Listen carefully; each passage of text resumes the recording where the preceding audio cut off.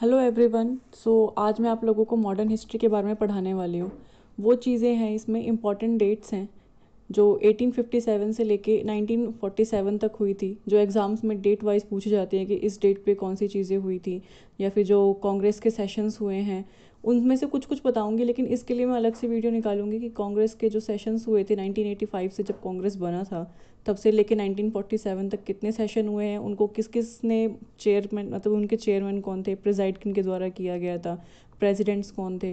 तो ये सब के लिए मैं अलग बनाऊंगी ये, लेकिन वो इंपॉर्टेंट डेट्स है जिसमें कुछ ना कुछ हुआ है और ये एग्ज़ाम पॉइंट ऑफ व्यू से बहुत इंपॉर्टेंट है। ये सिर्फ बीपीएससी के लिए नहीं, कोई भी एसएससी का एग्ज़ाम हो, स्टेट पीसीएस का एग्ज़ाम्स हो, उनमें पूछे जाते हैं। तो आज हम स्टार्ट करेंगे यहीं से। उससे पहले मेरा चैनल सब्सक्राइब कर दीजिएगा, जीएस विद ईशा। तो आज मैं आपको ये 3 पॉइंट्स करवाने वाली हूँ क्योंकि गांधीयन एरा जो है ये बहुत बड़ा है, तो इसमें ऑलमोस्ट मुझे पूरी एक वीडियो तो इसी पे चली जाएगी। तो आज मैं ये 3 चीज़ें करवाने की कोशिश करूँगी। पहला है बर्थ ऑफ नेशनलिज्म, कि 1857 से जहाँ से स्टार्ट हुआ था नेशनलिज्म का जो ग्रोथ है, कह सकते हैं, और कांग्रेस के बनने तक ये पढ़ेंगे हम। फिर उसके बाद हम मॉडरेट फेज पढ़ेंगे जब कांग्रेस बनी, और 1905 तक सूरत स्प्लिट तक हम इसको पढ़ेंगे। फिर आता है एक्सट्रीमिस्ट फेज जो 1906 से 1916 तक चला था, और इसके बाद फिर हमारा चंपारण सत्याग्रह शुरू हुआ था गांधी जी के द्वारा, तो ये गांधी नेरा में आ जाएगा। तो इससे पहले का जितना भी पोर्शन होगा वो हम कंप्लीट करेंगे आज। तो पहले पे आए बर्थ ऑफ नेशनलिज्म, जो कि 1857 से 1885 तक था। तो पहला आते हैं 1857 में जो रिवॉल्ट हुआ है। ये थोड़ा मैंने ज़्यादा एक्सप्लेन कर दिया क्योंकि इसमें काफ़ी सारी चीज़ें बिहार पीसीएस के लिए बहुत इंपॉर्टेंट है, तो इसलिए, लेकिन इसके लिए मैं एक अलग से बनाऊंगी, तो आप उसमें भी देख सकते हैं। 10 मई को शुरू हुआ था ये 1857 में मेरठ में। ये ओवरऑल इंडिया में है, ये बिहार का नहीं है। बिहार में कहाँ से हुआ था बताऊंगी मैं। तो 10 मई 1857 से मेरठ से स्टार्ट हुआ था, जो हमारा कहते हैं सिपाही मिटिनी, या जो रिवोल्ट, सिपाही रिवोल्ट हुआ था। जो बिहार के कॉन्टेक्स्ट में देखें तो इट वॉज एट रोहिणी। आपको पता होगा 2000 से पहले बिहार झारखंड का पार्ट था, मतलब झारखंड जो है वो बिहार का पार्ट था, दोनों एक दूसरे के पार्ट थे, टोटल बिहार ही था। तो 1857 में ये स्टार्ट हुआ था रोहिणी में। देवघर डिस्ट्रिक्ट में रोहिणी एक सिटी है, वहाँ से प्रेजेंटली वो झारखंड में है अभी। फर्स्ट आउटब्रेक हुआ था रिवोल्ट जो बिहार में, वो यहीं से हुआ था। कब हुआ था? 12 जून को 1857 में। तो ये डेट आपको ध्यान रखना क्योंकि पूछते हैं बिहार में पहली बार जो रिवॉल्ट हुआ था 1857 का, वो कहाँ से शुरू हुआ था, किस डेट को शुरू हुआ था। तो झारखंड से शुरू हुआ था। डेट क्या थी? 12 जून। ठीक है। फिर हम देखेंगे इसमें विलियम टेलर का क्या रोल था। तो विलियम टेलर जो है उस टाइम पे जब 1857 की क्रांति चल रही थी, तो पटना में वो कमिश्नर था। तो इसने क्या किया था, इसने अगेंस्ट गया था ये वहाबी लीडर्स के, जो वहाबी मूवमेंट हुआ था ना बिहार में, उसके अगेंस्ट गया था, जो एक एक तरीके से कह सकते हैं इस्लामिक मूवमेंट था। इस्लाम को बचाने के लिए ये लोग नहीं चाहते थे कि ये ब्रिटिश के नीचे काम करे, तो इसीलिए इन्होंने ये मूवमेंट चलाया था। तो इसके जो लीडर थे मेन, वो थे सैयद अहमद, जिन्होंने इसको फाउंड किया था वहाबी मूवमेंट को। तो ये पूछा जाता है कि जो वहाबी मूवमेंट हुआ था इसके फाउंडर कौन थे, तो वो सैयद अहमद थे। ये एक रिलीजियस मूवमेंट कह सकते हैं हम था। तो क्वेश्चन में पूछ सकते हैं कि क्या ये रिलीजियस मूवमेंट था, या ये किसी भी तरीके से आपसे घुमा के पूछा जा सकता है, तो आपको इसी पर टिक करना है। क्या था? ये सिर्फ चाहते थे free country from the foreign domination. Foreign कौन थे? फॉरेनर्स कौन थे? ब्रिटिशर्स थे। तो किससे ये आज़ादी चाहते थे? ब्रिटिशर्स से। ये नहीं चाहते थे कि इनके ऊपर जो है ब्रिटिशर्स राज करें, उनके अंडर ये काम नहीं करना चाहते थे। विलियम टेलर की बात करें, जो कि कमिश्नर थे 1857 की क्रांति में पटना में, इनका क्या था? He suspected that they were the real conspirator behind the revolt. इनका मानना ये था कि जो मेन, जो क्या कहते हैं, जो रिवॉल्ट उठा है ये वहाबी लीडर की वजह से हुआ है। ये जो मूवमेंट, वहाबी मूवमेंट चला था, इनकी वजह से ये रिवॉल्ट हुआ है। ये मेन कॉन्स्पिरेटर हैं, मतलब कि मेन वो हैं जिन्होंने इस रिवॉल्ट को, मतलब कहते हैं ना, एक चिंगारी या आग या स्टार्ट किया, इन्होंने इन्होंने किया था। तो ये चीज़ें हैं। इंग्लिश हिंदी दोनों में ही मैं समझा रही हूँ, तो इसलिए इस पे मत जाना कि मैंने इंग्लिश में लिख रखा है, मैं हिंदी में भी कन्वर्ट करके समझा ही रही हूँ, बाइलिंगुअल है ये। ठीक है। तो अब बात करेंगे देयर वॉज अनदर अपराइजिंग। तो क्या बोल रहे हैं ये? एक और अपराइजिंग हुआ था पटना में ही, जो कि किसके द्वारा हुआ था? पीर अली खान। तो पीर अली खान बहुत ही इंपॉर्टेंट पर्सनैलिटी हैं बिहार के। मैं बिहार के सारे इंपॉर्टेंट पर्सनैलिटीज़ पे भी वीडियो बनाऊंगी, तो उसके हिसाब से देखेंगे। तो पीर अली खान जो है ये इंपॉर्टेंट पर्सनैलिटी है। ये क्या थी? एक बुक सेलर थे। तो इनके बारे में ये भी पूछा जाता है कि ये कौन थे। तो ये एक बुक सेलर थे, यानी कि बुक बेचते थे, बाइंडिंग वाइंडिंग करने का काम। अब आते हैं कुंवर सिंह, जो कि वेरी वेरी इंपॉर्टेंट होता है। और कुछ बिहार पीसीएस में पूछा जाए या ना पूछा जाए, लेकिन कुंवर सिंह के बारे में 100% 1857 क्रांति से रिलेटेड है, तो ये पूछा ही जाता है इससे क्वेश्चन, तो ये आएगा ही आएगा, कोई चांस नहीं है कि नहीं पूछा जाएगा, इनसे हमेशा क्वेश्चन आता है। कुंवर सिंह के बारे में बात करें तो इन्होंने रिवोल्ट किया था 1857 में बिहार में, तो इनको कहाँ से रिलेट किया जाता है? जगदीशपुर से। अगर कुंवर सिंह है तो आंख बंद करके आप जगदीशपुर पे टिक कर सकते हैं, ठीक है। 80 साल की उम्र में इन्होंने रिवोल्ट शुरू किया था, 1857 की क्रांति लड़ी थी, अपनी आखिरी सांस तक इन्होंने लड़ाई लड़ी थी। कुंवर सिंह के बारे में बात करें तो जगदीशपुर में इन्होंने फैक्ट्री सेटअप की थी, जिसमें आर्म्स और फीड, मतलब जहाँ पे ये आर्म्स वगैरह बनाते थे, हथियार वगैरह बनाते थे, और वहीं उसी फैक्ट्री में वो 20,000 लोगों को खाना खिलाते थे मंथ में। 6 महीने तक इन्होंने फ्री में 20,000 लोगों को खाना खिलाया था, वहाँ पे उनको रखा था, और वहीं पे ये हथियार तैयार करते थे। इनके फॉलोवर्स की बात करें कुंवर सिंह की, तो इनके फॉलोवर्स थे अमर सिंह, जो कि इनका खुद का सगा भाई था, ठीक है। और दूसरे जो थे इनके थे ऋतभजन सिंह और निशा सिंह, तो निशान सिंह जो कि इनके नेफ्यू थे, ये दोनों ही इनके नेफ्यू थे, ठीक है, इनके भतीजे थे इनके, तो ये दोनों इनके फॉलोवर्स थे। अब बात करें कि ये जन्म कब, ये क्वेश्चन भी इम्पॉर्टेंट है कि इनका जन्म कब हुआ था, तो 1777 में इनका जन्म हुआ था, 1777 में। डायनेस्टी कौन सी थी, ये बहुत ही कम लोगों को पता है कि वीर कुंवर सिंह जो हैं ये कौन सी डायनेस्टी से रिलेट करते थे, तो उज्जैनिया परमार राज, ये इनकी डायनेस्टी थी। तो इससे बहुत कम पूछा गया है मेरे हिसाब से क्वेश्चन, तो ये आने वाले एग्जाम्स के लिए इंपॉर्टेंट हो जाता है कहीं ना कहीं, क्योंकि थोड़ा पैटर्न चेंज होने वाला है इस बार बीपीएससी का। तो आप ये मत सोचिए, सुनने में आ रहा है कि 68th बीपीएससी जो है ये नेगेटिव मार्किंग भी देगी, तो ये आपको ध्यान रखना है, तो चांस आपको वैसे ही नहीं लेना है। अब आफ्टर कैप्चर्ड आरा, आरा को कैप्चर करने के बाद, मतलब कुंवर जी ने अपना पूरा कंट्रोल कर लिया था आरा के ऊपर, तो इन्होंने क्या किया था कि फिर इन्होंने ब्रिटिश से लड़ाई करी थी। जो मेजर अय्यर थे ना, defeated Kunwar Singh force at Bibiganj on 3 अगस्त। तो हुआ क्या, कुंवर सिंह जी ने आरा पे पूरी तरीके से कंट्रोल कर लिया था, लेकिन ब्रिटिशर्स में जो मेजर अय्यर थे, इन्होंने क्या किया, इन्होंने वीर कुंवर सिंह को डिफीट किया अपने फोर्स के द्वारा। कहाँ पे? बीबीगंज में, जो कि आरा में है। कब? 3 अगस्त को, 3 अगस्त को। तो ये डेट पूछी जाती है कि मतलब मेजर अय्यर ने या ब्रिटिशर्स ने बीबीगंज या आरा में कुंवर सिंह को कब हराया था, तो ये बताएंगे कि 3 अगस्त को, ठीक है। अब अगर हम बात करें 1862 को क्या हुआ था, देखिए मैं डेट वाइज चलूँगी, 1857 से मैंने शुरू किया, अब इसके बाद हम आए हैं 1862 में। तो 1862 की बात करें तो यहाँ पे क्या हुआ था, सेटअप हुआ था, हाई कोर्ट हुए थे। कितने हाई कोर्ट हुए थे? 3, Calcutta high court, Bombay high court और मद्रास हाई कोर्ट। कब कब हुए थे इनकी डेट आप लोग मुझे कमेंट में बताएंगे। अब बात करते हैं 1872, ठीक 10 साल बाद 1872 में क्या हुआ था, फर्स्ट पॉपुलेशन सेंसस हुआ था इंडिया में अंडर द वॉइसरॉय लॉर्ड मायो। अब 2 पॉइंट आएंगे वो मैं बताऊंगी। पहला इसने क्या पूछा है कि पहला पॉपुलेशन सेंसस, ये नहीं पूछा जा रहा है कि पहला जो डिकेडेबल पॉपुलेशन सेंसस बोलें जो हर 10 साल में हुआ था, नहीं, पहला फर्स्ट एवर जो पॉपुलेशन सेंसस हुआ था ये 1872 में हुआ था। किसके द्वारा? वॉइसरॉय कौन था? Lord Mayo. The Native Marriage Act आया था, जिसमें था कि आप चाइल्ड मैरिज नहीं करा सकते, तो ये भी 1872 में आया था। 1876 की बात करें तो फॉर्मेशन हुआ था किसका? इंडियन एसोसिएशन का। ये एक इंडियन एसोसिएशन एक मूवमेंट था, या ग्रुप मान सकते हैं, ऑर्गेनाइजेशन मान सकते हैं। ये बनाया गया था किसके द्वारा? सुरेंद्र नाथ बनर्जी और आनंद मोहन बोस। तो एज इट इज़ क्वेश्चन बन जाता है बीपीएससी के लिए कि इंडियन एसोसिएशन किसके द्वारा बनाया गया था, तो इन दोनों के नाम दे दिए जाएंगे आपको। या कब बनाया गया था, तो 1876 में बनाया गया था। नेक्स्ट आते हैं 1878 की बात करें तो 1878 में वर्नाकुलर प्रेस एक्ट आया था। इससे आप सब वाकिफ़ होंगे कि ये क्या है। तो वर्नाकुलर प्रेस एक्ट जो आया था बाय वॉइसरॉय लॉर्ड लिटन, तो कौन लेके आया था? वॉइसरॉय का नाम आपको ज़रूर याद होना चाहिए, या आप वॉइसरॉय बोल दें, गवर्नर जनरल बोल दें, क्योंकि इनसे डायरेक्ट क्वेश्चन पूछ लिया जाता है कि ये एक्ट या फिर ये जो संशोधन किया गया या कुछ भी चीज़ें लाई गई तो किस वॉइसरॉय या गवर्नर जनरल या गवर्नर के द्वारा लेकर आई गई थी। तो ये लॉर्ड लिटन लेकर आए थे वर्नाकुलर प्रेस एक्ट 1878 में, कर्टेल करने के लिए फ्रीडम ऑफ इंडियन प्रेस। ये नहीं चाहते थे कि इंडियन प्रेस जो है कुछ भी अगेंस्ट में लिखे ब्रिटिशर्स के,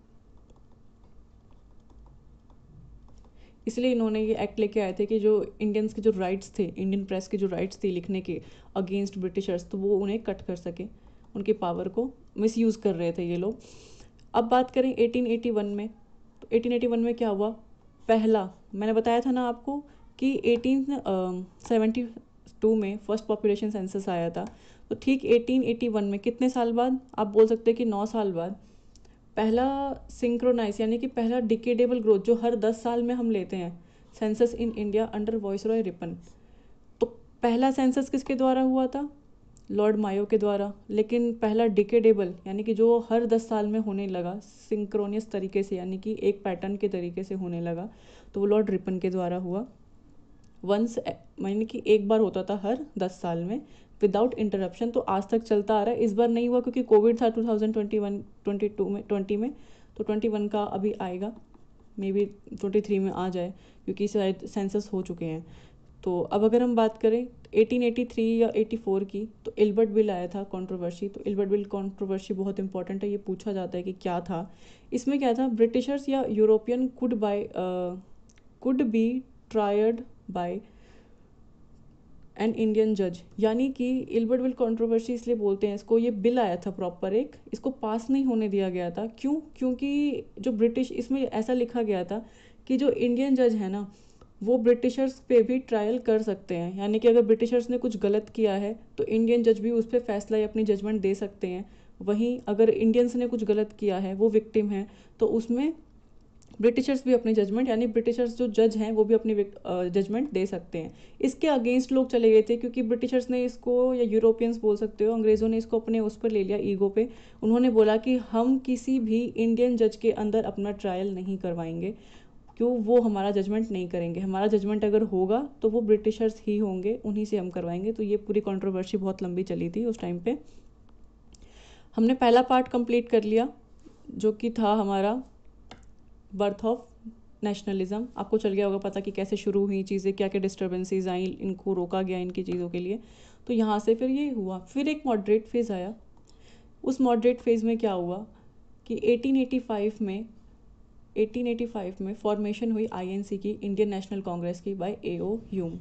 तो पूछा जाता है एक सवाल कि आईएनसी के फाउंडर कौन थे, संस्थापक कौन थे, तो वो एओ ह्यूम थे जिन्होंने इसको बनाया था। जो एज, अब ये नेक्स्ट पॉइंट क्या हुआ है जो इसी में हुआ है कि जो एज ऑफ कंसेंट एक्ट आया था 1891 में, तो ये नेक्स्ट डेट ये यहाँ पे आनी चाहिए थी। 1891 में क्या हुआ, जो उम्र थी लड़कियों की, या मैरिज की बोल सकते हो, या सेक्सुअल इंटरकोर्स करने की, उसको बढ़ाया गया था। कितने से कितना किया गया था, 10 से 12 ईयर के लिए ये बढ़ा दिया गया था सारे जुरिडिक्शन में, कहीं भी 12 साल की उम्र को फिक्स कर दिया गया था। अब 1892 की बात करें तो इंडियन काउंसिल एक्ट आया था। मैं सारे एक्ट भी कंप्लीट करवाऊंगी, अभी मैं बस बता रही हूँ कि 1892 में एक एक्ट आया था। ऐसे कितने सारे एक्ट आए थे, 1773 में आया था रेगुलेटिंग एक्ट, उसके बाद आया था 84 में पिट्स इंडिया एक्ट। तो ऐसे काफ़ी सारे एक्ट्स हैं, ये मैं कंप्लीट करवाऊंगी। 1894 की बात करें तो celebration of Ganpati festival started by बाल गंगाधर तिलक। तो 94 में इन्होंने क्या किया था, बाल गंगाधर तिलक ने जो गणपति महोत्सव हम मनाते हैं आज के टाइम पे, तो वो इनके द्वारा शुरू किया गया था। अब बात करें कि 1905 में क्या हुआ था, तो 1905 में काफ़ी बड़ी चीज़ हुई थी। यहाँ से पार्टीशन शुरू हो चुके थे ब्रिटिशर्स के द्वारा, जो देखा गया कि कांग्रेस जो है एक गुट बन चुका है। इसको तोड़ने के लिए कांग्रेस को, हिंदू मुस्लिम बोल सकते हो, इसमें स्प्लिट लाने के लिए इन्होंने बंगाल का पार्टीशन किया। इन्होंने कहा कि बंगाल काफ़ी बड़ा राज्य बन चुका है, ये अब नहीं संभाला जा रहा है, तो इसलिए ये उसको ईस्ट बंगाल और वेस्ट बंगाल में पार्टीशन कर रहे हैं, ये इनका वो था। लेकिन जो अंदर की बात थी वो ये थी कि वो मुस्लिम और हिंदू में भेदभाव डालना चाह रहे थे, तो इसलिए इन्होंने पार्टीशन किया था बंगाल का। किसके द्वारा किया गया था, वॉइस रॉय लॉर्ड कर्जन, इसका नाम आपको ध्यान रखना है।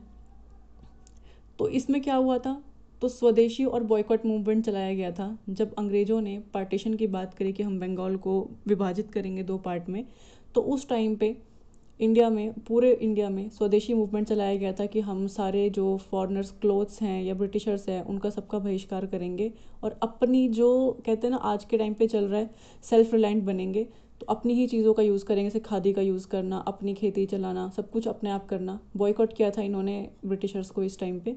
1906 में क्या हुआ था, फाउंडेशन हुई थी इंडियन मुस्लिम लीग की बाय नवाब सलीमुल्ला एट ढाका। तो ये ढाका बांग्लादेश में है, उस टाइम इंडिया का ही पार्ट था। अब बात करें कि इन्होंने क्या किया, फाउंडेशन जैसे ही सूरत स्प्लिट हुआ, पार्टीशन हुआ 1905 में, तो 1906 में क्या हुआ, इंडियन मुस्लिम लीग ने अपने आप को बना लिया, क्योंकि मकसद ही ये था ब्रिटिशर्स का कि हिंदू और मुस्लिम को लड़वा के हम अपनी साम्राज्य बनाए रखेंगे यहाँ पे इंडिया में। तो इस टाइम पे फिर इंडियन मुस्लिम, तो क्वेश्चन पूछा जाता है कि जो इंडियन मुस्लिम लीग है ये कब बनी थी, 1906 में, किसके द्वारा, नवाब सलीमुल्लाह के द्वारा बनाई गई थी ये, कहाँ, बांग्लादेश में, लेकिन उस टाइम पे ये इंडिया में ही थे। अब आते हैं हम थर्ड पॉइंट, मॉडरेट फेज हो गया हमारा, ये आ गया हमारा एक्सट्रीमिस्ट का। तो एक्सट्रीमिस्ट फेज देखेंगे हम इंडियन नेशनलिज्म के लिए 1906 से 1916 तक, ठीक है। तो ये आया 1907 में, सूरत स्प्लिट हुआ। सूरत स्प्लिट क्या था कि स्प्लिट हुआ कांग्रेस में बिटवीन मॉडरेट्स और एक्सट्रीमिस्ट। मॉडरेट्स वो थे जो ब्रिटिशर्स के साथ मिलकर ही अपना हक पाना चाहते थे, लेकिन एक्सट्रीमिस्ट वो थे जो ब्रिटिशर्स को इस देश से ही भगाकर अपने खुद के वो चलाना चाहते थे, पार्टी या बोल दिए अपना देश खुद चलाना चाहते थे। ये ब्रिटिशर्स को चाहते ही नहीं थे कि वो हम पे रूल करें। तो ये इसलिए हम इसको, और ये कहाँ हुआ था, सूरत में, इसलिए हम इसको, ये जो सेशन है 1907 का, ये सूरत में हुआ था, इसलिए हम इसको सूरत स्प्लिट बोलते हैं। 1908 की बात करें तो Bal Gangadhar Tilak was sent to Burma, Burma यानी कि म्यांमार, उस टाइम बर्मा बोला जाता था। कहाँ भेजा गया इनको, जेल में, 6 साल की जेल हुई थी इनको, किस लिए, क्योंकि इन्होंने जो है डिफेंड किया था प्रफुल्ल चक्की और खुदीराम बोस को, जिन्होंने मुजफ्फरपुर बॉम्ब केस में बॉम्ब फेंका था। आपको पता होगा 30 अप्रैल 1908, बहुत ये एज इट इज़ डेट पूछी गई है बीपीएससी के एग्ज़ाम में। 30 अप्रैल 1908 को क्या हुआ था, तो मुजफ्फरपुर बॉम्ब केस हुआ था, आप बोल सकते हैं मुजफ्फरपुर कांड भी बोलते हैं, ये सब चीज़ें किसके द्वारा हुई थी, प्रफुल्ल चक्की और खुदीराम बोस। आप मुझे बताएंगे कि इनमें से किसने सुसाइड किया था और किसको फांसी मिली थी। अब बात करेंगे 1909 मॉर्ले मिंटो रिफॉर्म। ये जब आया तो इसका काफ़ी विरोध होने लगा था, क्योंकि ये सेपरेट इलेक्टोरेट लाया था मुस्लिम्स के लिए। तो यहाँ प्रॉपर एजेंडा समझ में आ गया था कि ब्रिटिशर्स क्या चाह रहे हैं, हिंदू मुस्लिम को अलग करके आपस में ही लड़वा के वो अपना राज्य चलाना चाह रहे थे इंडिया में। अब बात करेंगे 1911 की। तो 1911 में दिल्ली दरबार लगाया गया। जब दरबार लगा तो यहाँ पे जो पार्टीशन हुआ था बंगाल का, उसको अबॉलिश कर दिया गया, आप कह सकते हैं 1911 में। किसके द्वारा, लॉर्ड हार्डिंग के द्वारा, में लॉर्ड हार्डिंग के द्वारा अबॉलिश कर दिया गया उस पार्टीशन को। फिर क्या हुआ, दिल्ली दरबार में ट्रांसफ़र भी किया गया। क्या चीज़ ट्रांसफ़र की गई, कैपिटल जो थी हमारी पहले कलकत्ता थी, बाद में उसको दिल्ली शिफ्ट कर दिया गया। कब किया गया, 1911 में। 1913 में क्या हुआ, गदर पार्टी को फाउंड किया गया। किसने गदर पार्टी की खोज करी, यानी किसने बनाया, तो अगर फाउंडर पूछा जाए कि कौन है, तो लाला हरदयाल है। इन्होंने कहाँ किया था, तो अमेरिका में किया था। 3 क्वेश्चन बनते हैं। पहला क्वेश्चन ये कि गदर पार्टी कब बनी थी, 1913 में। किसके द्वारा बनाई गई थी, लाला हरदयाल के द्वारा। कहाँ बनाई गई थी, तो अमेरिका में। ये 3 क्वेश्चन पूछे जाते हैं, तीनों क्वेश्चन बनते हैं और इम्पॉर्टेंट है। 1915 की बात करते हैं, तो अराइवल ऑफ गांधी जी। तो कभी भी पूछा जाए कि गांधी जी का अराइवल कब हुआ था, बॉम्बे में हुआ था सबसे पहले। तो कब हुआ था इंडिया में सबसे पहले, तो अफ्रीका से इन्होंने बॉम्बे आए थे 1915 में। फाउंडेशन क्या था, इन्होंने सत्याग्रह आश्रम का अहमदाबाद में, तो ये भी 1915 में ही किया था। क्या नाम है, सत्याग्रह आश्रम इन अहमदाबाद। नेक्स्ट आते हैं 1916 में, जो फाउंडेशन है of women's university at Poona by Dhondo Keshav Karve. तो इन्होंने जो वुमेंस की यूनिवर्सिटी है पूना में, किसके द्वारा की गई थी, इनके द्वारा की गई थी 1916 में। तो 1916 में ये 4-5 चीज़ें हुई थी, हम इस पर ध्यान देंगे अभी। फाउंडेशन क्या था, इन्होंने बनारस हिंदू यूनिवर्सिटी का, किसके द्वारा, पंडित मदन मोहन मालवीय। ये क्वेश्चन आ चुका है, आगे भी आएगा, रिपीटेड क्वेश्चन है ये। नेक्स्ट आते हैं, लखनऊ पैक्ट हुआ था किसके बीच में, तो बिटवीन कांग्रेस और मुस्लिम के बीच में लखनऊ पैक्ट हुआ था 1916 में मुस्लिम लीग के द्वारा, बिल्ड करने के लिए पॉलिटिकल कंसेंसस फॉर यूनिटी के लिए। तो यहाँ इन्होंने डिसाइड किया कि हम एकजुट हो गए, क्योंकि खिलाफत मूवमेंट भी इसी अगले साल चलाया गया था मुस्लिम्स के द्वारा, जिसको गांधी जी ने भी सपोर्ट किया था। तो यहाँ ये चाह रहे थे कि ब्रिटिशर्स को फेंक दें, और फिर ये एक हो गए थे। 1916 की बात करें तो फाउंडेशन हुआ था ऑफ होम रूल लीग। ये सबको ही पता होगा, क्योंकि ये सिर्फ बिहार के लिए ही नहीं, ये ऑल ओवर भी आप बाकी एग्जाम्स के लिए इंपॉर्टेंट है। Foundation of home rule league की बात करें, बाय बाल गंगाधर तिलक, ऑल्सो बाय एनी बेसेंट, इन दोनों का नाम आता ही आता है। तो तो ये हो गया आपका पूरा एक्सट्रीमिस्ट। अब यहाँ से आपका गांधीयन एरा शुरू हो जाएगा। वीडियो लंबी हो जाएगी इसलिए मैं यहाँ ख़त्म कर देती हूँ, क्योंकि गांधीयन जो है ये काफ़ी बड़ा है, तो ये एक वीडियो में अभी नहीं हो पाएगा, वीडियो बहुत लंबी हो जाएगी। तो ये सारी चीज़ें मैंने आपको करवा दी, आपको इतना कंप्लीट करना है। ये एग्ज़ाम के लिए बहुत ही ज़्यादा इंपॉर्टेंट है, तो सोचना ही नहीं है कि इम्पॉर्टेंट नहीं है। ठीक है, तो यहाँ से हमने शुरू किया था, ये 3 पार्ट हमने कंप्लीट कर लिए हैं, ये हम नेक्स्ट वीडियो में कर लेंगे। आप सब चैनल सब्सक्राइब कर देना ताकि नेक्स्ट वीडियोस की जो नोटिफिकेशन है वो पहुँच जाए आप तक। Thank you.